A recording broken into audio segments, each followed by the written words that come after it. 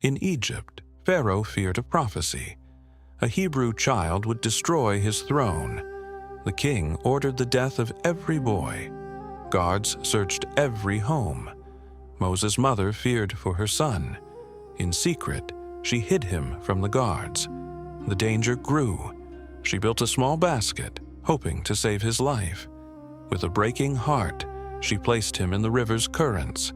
His sister followed from afar, watching the basket drift into the unknown. The basket reached the palace gardens. Queen Asiya saw the child. She took him in. A motherless child had found a queen's protection. Before Pharaoh, she pleaded, "Do not kill him. Let him be a joy for us." The child was hungry, but he refused every nurse in the palace. His sister stepped forward. "Shall I find a nurse to care for him?" The mother was summoned to the palace to nurse her own son.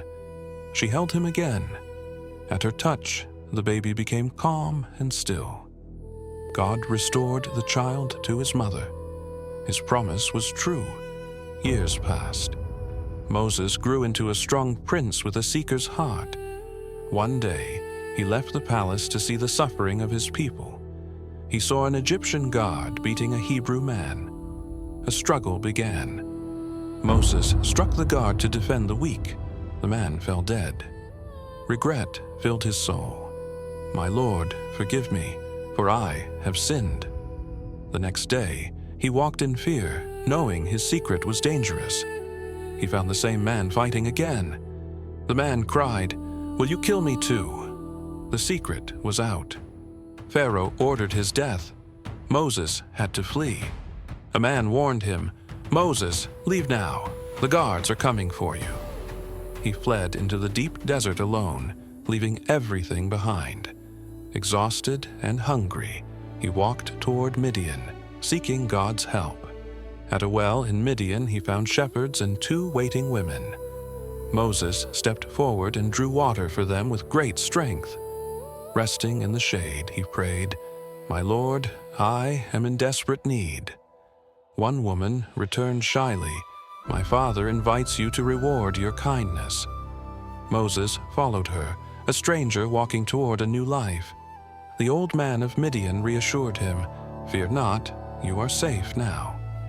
The elder offered his daughter in marriage if Moses served him for years. Years passed in peace. Moses lived as a humble shepherd in the desert. When his time was finished, Moses set out for Egypt with his family. In the cold night, he saw a fire. "Stay here, I see a light." He approached the light. A tree was burning, but it was not consumed. A voice called, "O Moses, I am your Lord. Remove your sandals." God commanded, "Throw down your staff." It became a living serpent. The voice said, "Seize it, and fear not. It will become a staff again." As he touched it, the serpent instantly returned to its former state. "Put your hand in your pocket." It came out white and glowing. He put it back, and it returned to its natural state. "Go to Pharaoh and deliver my message. I am with you." Moses asked for Aaron to help him. God granted his request. At the borders of Egypt, the 2 brothers met and stood united. They entered the grand palace and faced the tyrant Pharaoh.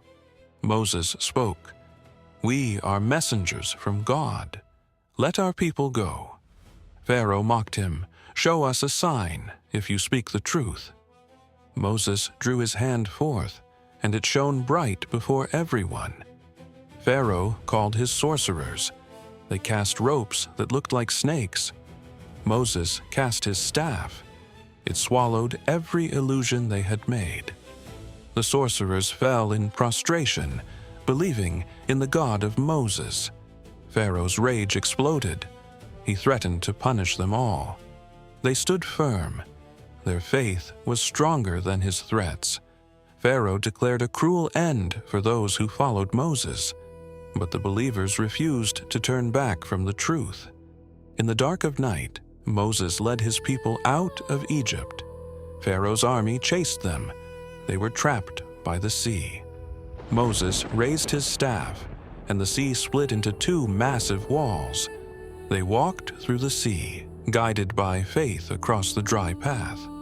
Pharaoh and his army charged into the path, thinking they could win. The waters closed.